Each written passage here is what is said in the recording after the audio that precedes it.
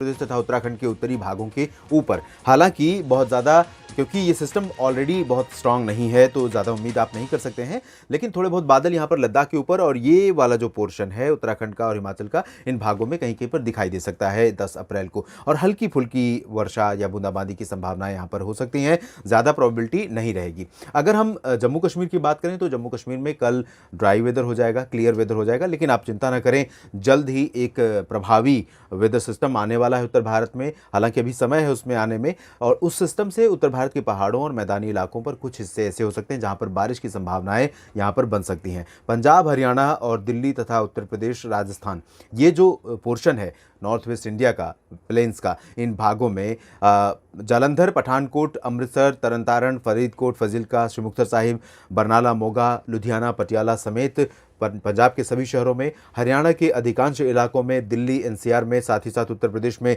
सभी जगहों पर पश्चिम से लेकर पूर्व तक, राजस्थान के लगभग सभी शहरों में तापमान 40 डिग्री सेल्सियस से ऊपर रिकॉर्ड किया जाएगा।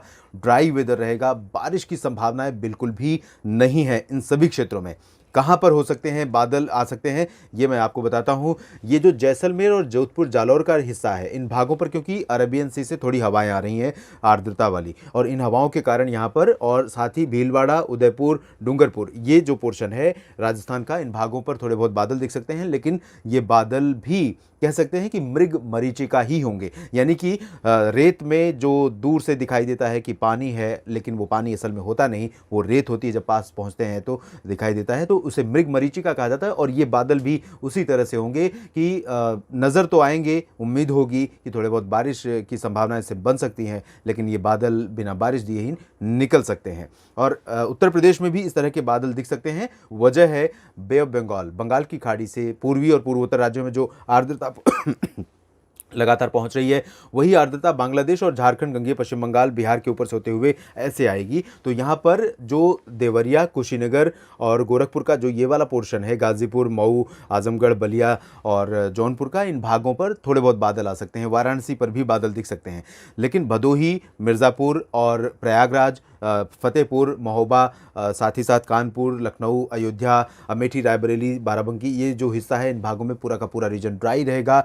लगातार तापमान बढ़ेंगे और दक्षिणी हिस्सों में बांदा, यानी जो बुंदेलखंड रीजन है, मध्य प्रदेश से सटा हुआ ये वाला, कानपुर से एडजॉइनिंग रीजन, कानपुर, झांसी, महोबा और चित्रकूट, साथ ही साथ बांदा, इन सभी हिस्सों में तापमान 42-43 डिग्री सेल्सियस से ऊपर रिकॉर्ड किया जाएगा। प्रयागराज में ऑलरेडी 42 के करीब पहुंच चुका है, तो यहाँ और तापमान में बढ़ोतरी हो सकती है। पूर्वी भारत की तरफ देखें, यहाँ बिहार के उत्तरी भागों में, पश्चिमी चंपारण से लेकर जो किशनगंज का हिस्सा है, इन भागों में बादल छा सकते हैं और कहीं कहीं पर हल्की वर्षा हो सकती है। दरभंगा में भी थोड़ी बहुत बारिश या बूंदाबांदी हो सकती है। मधुबनी में भी बादल छा सकते हैं। लेकिन पटना, वैशाली, गया और बक्सर, कैमूर, रक्सौल से लेकर भागलपुर के बीच में ड्राई वेदर रहेगा। भागलपुर में थोड़े बहुत बादल दिख सकते हैं। पश्चिम बंगाल के गंगेय क्षेत्रों में और पूर्वी झारखंड के भागों में भी थोड़े बहुत बादल रहेंगे, लेकिन लू का, हीट वेव का प्रकोप बिहार, झारखंड के अधिकांश जिलों में बना रहेगा। लू इसलिए क्योंकि टेम्परेचर एवं नॉर्मल रिकॉर्ड किए जा रहे हैं, और ये एवं नॉर्मल ही रहेंगे, भले ही बारिश होगी कुछ इलाकों में। उप हिमालय पश्चिम बंगाल, सिक्किम में अच्छी वर्षा होगी, तापमान नीचे रहेंगे सामान्य से और काफ़ी प्लेजेंट मौसम रहेगा बारिश के चलते। पूर्वोत्तर भारत में अरुणाचल, असम, मेघालय और नागालैंड में कई जगहों पर मध्यम से भारी वर्षा हो सकती है। आपको बता दें कि असम, मेघालय और नागालैंड में अगले 2-3 दिनों के बाद इंटेंसिटी थोड़ा और बढ़ने वाली है। अनुमान और आशंका, डर ये है कि पूर्वोत्तर भारत में अगले एक सप्ताह के दौरान जिस तरह की बारिश होने वाली है, उससे यहाँ पर सामान्य जनजीवन बुरी तरह से चरमरा सकता है, बुरी तरह से प्रभावित हो सकता है। यहाँ पर लोगों को बहुत सतर्क रहना होगा, क्योंकि लोकल लेवल पर फ्लडिंग और इस तरह की कंडीशंस यहाँ पर बन सकती हैं। हालांकि फ्लडिंग की बात करना इस समय सेंट्रल इंडिया और नॉर्थ इंडिया के लोगों के लिए बहुत ही अकल्पनीय है, जिसकी कल्पना आप नहीं कर सकते हैं। राजस्थान या गुजरात, महाराष्ट्र, मध्य प्रदेश, उत्तर प्रदेश, हरियाणा, पंजाब में जो गर्मी पड़ रही है, इस गर्मी के बीच में आप बैठे बैठे ये कल्पना करें कि अपने ही देश के किसी हिस्से में इस तरह की बारिश हो रही है जहाँ पर फ्लडिंग, यानी कि स्थानीय स्तर पर बाढ़ जैसे हालात पैदा हो सकते हैं। तो ये थोड़ा सा अकल्पनीय लगता है, लेकिन हकीकत यही है। सेंट्रल इंडिया की अगर हम बात करें तो यहाँ पर ओडिशा, छत्तीसगढ़ और मध्य प्रदेश के पूर्वी भागों तथा महाराष्ट्र के विदर्भ के कुछ हिस्सों में, यहाँ ये वाला जो हिस्सा है, इन भागों में क्योंकि बंगाल की खाड़ी आर्द्रता यहाँ पर थ्रो कर रही है, उम्मीद है इन हवाओं के साथ जो आर्द्रता पहुँच रही है उससे कुछ डेवलप होंगे बादल, और ये बादल पहले से भी डेवलप हो रहे हैं, तो यहाँ प्री मानसून की वर्षा की संभावनाएं बन सकती हैं, जिसमें छत्तीसगढ़ और ओडिशा का दक्षिणी हिस्सा है, इन भागों में ज़्यादा संभावनाएं रहेंगी। कटक और पारादीप, केंदुझार से लेकर जो उत्तरी इलाका है, राउरकेला समेत जो उत्तरी हिस्से हैं ओडिशा के, इन भागों में अपेक्षाकृत ड्राई वेदर, हॉट वेदर रहेगा। लेकिन यहाँ पर भी रूल आउट नहीं कर सकते हैं आइसोलेटेड अचानक, जब प्री मानसून में आप जानते हैं कि जब गर्मी लगातार बढ़ रही होती है और कहीं से आर्द्रता वाली हवाएं आती हैं जिनमें नमी होती है, तो वो हवाएं जब जब नमी लेकर आती हैं, पानी उसमें रहता है हवा में, तो वो गर्मी के हीट की वजह से लोकल लेवल पर कंडेंसेशन उनमें होने लगता है। ऊपर जाकर जैसे ही कंडेंसेशन प्रोसेस शुरू होता है, हवाएं ऊपर उठती हैं और ऊपर जब ज़्यादा ऊपर जाती हैं तो वहाँ कंडेंसेशन होता है, यानी सघनता होने लगती है और ऐसे में बादल डेवलप होते हैं और इन्हीं बादलों से प्री मानसून वर्षा होती है। इसे लोकल लेवल पर डेवलपमेंट कहते हैं, लोकल लेवल पर एक्टिविटी वेदर की कहते हैं। और महाराष्ट्र के विदर्भ में चंद्रपुर तथा आसपास के भागों में कहीं कहीं पर बारिश हो सकती है।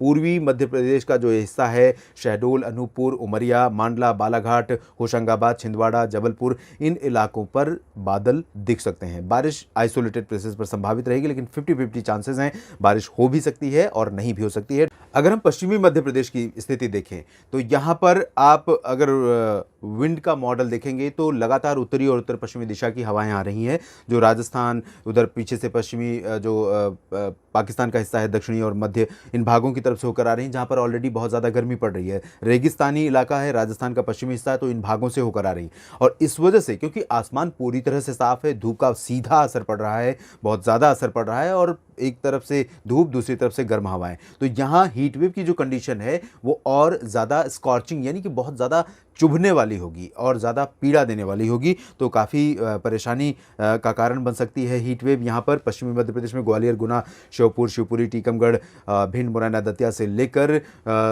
भोपाल, विदिशा, बैतूल, साथ ही साथ खरगोन, धार, इंदौर, उज्जैन, देवास, रतलाम, मंदसौर, सभी जगहों पर, नीमच, इन सभी क्षेत्रों में आपको सुझाव मेरा यही है कि बाहर अगर निकले तो बहुत ज़्यादा ध्यान रखें, अपना बदन को पूरा ढक कर रखें, खुले में न रहें सीधी धूप के नीचे, क्योंकि ये धूप हीट स्ट्रोक का कारण बन जाती है, जानलेवा भी हो जाती है कई बार। तो पानी साथ में लेकर चलें, बाहर जब भी जाएं, जाने से बचें पहले, अगर जाना है तो बदन को पूरा ढक कर रखें, साथ में पानी और कुछ ऐसे खाने पीने का इंतज़ाम रखें जिससे कि हीट स्ट्रोक का असर आप झेल सकें, आपका शरीर झेल सके।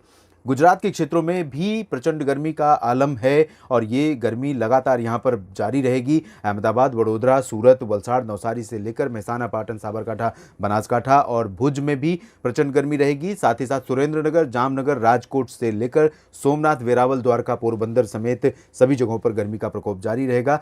महाराष्ट्र में बाकी जगहों की स्थिति देखें तो उत्तरी मराठवाड़ा, उत्तरी मध्य महाराष्ट्र, उत्तरी कोंकण, गोवा, इन सभी क्षेत्रों में भी लू का प्रकोप रहेगा। हवाएं यहाँ पर इस तरह से आएंगी ऐसे, और इन्हीं गर्म हवाओं के कारण यहाँ पर लू का प्रकोप रहेगा। जबकि दक्षिणी क्षेत्रों में चंद्रपुर से लेकर नांदेड़ और सांगली, सतारा, पुणे, सोलापुर, कोल्हापुर और साथ ही साथ रत्नागिरी, सिंधुदुर्ग, रायगढ़, मुंबई के नीचे से लेकर मुंबई और पुणे, अहमदनगर से लेकर नीचे का जो हिस्सा है, इन भागों में कुछ स्थानों पर प्री मानसून वर्षा की संभावनाएं नजर आ रही हैं।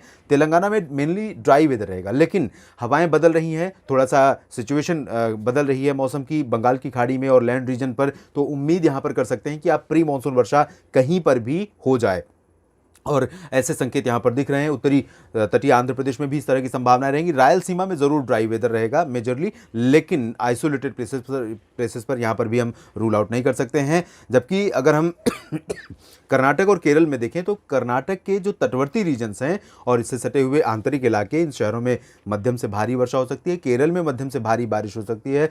लक्षद्वीप में कई जगहों पर मध्यम से तेज वर्षा हो सकती है और तमिलनाडु के तटीय इलाकों में भी कुछ स्थानों पर अच्छी बारिश की संभावना है। उत्तरी आंतरिक तमिलनाडु, उत्तरी तटीय तमिलनाडु और आंतरिक कर्नाटक के हिस्सों में आइसोलेटेड प्लेसेस पर वर्षा के संकेत दिखाई दे रहे हैं। अंडमान और निकोबार द्वीप समूह में गतिविधियां काफी कम हो जाएंगी। देश भर के मौसम पूर्वानुमान के इस बुलेटिन में अभी इतना ही। धन्यवाद।